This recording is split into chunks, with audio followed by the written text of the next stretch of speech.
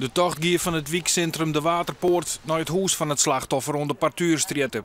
De 22-jarige Ashwinta Dijkstra werd vriendenweken vermoord. Haar zwager uit Denenkamp is aangehouden als verdachte. De zaak maakt het diepe indruk op de buurtbewoners. Ik hoop dat het net weer gebeurt. Dat de mensen doordringt dat dit iets verschrikkelijks is. Voor de familie. De grote opkomst is een verrassing voor de organisatie, maar ze binnen de blied mooi vanzelfs. Ja, het is fantastisch. Dat zo'n grote opkomst hadden we eigenlijk niet verwacht. We hadden zoiets van, nou ja, er zullen wel 100 of misschien 200 man komen.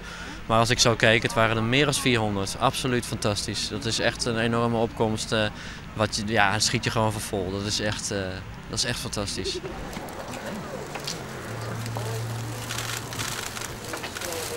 Heel indrukwekkend. Het was heel mooi om te zien. Ik heb ook heel stiekem achter mij nog gekeken. En wij waren het bocht om en een stuk om. En toen kwamen de anderen nog de bocht om. En dan is het heel indrukwekkend om te zien hoor. Dat is echt fantastisch.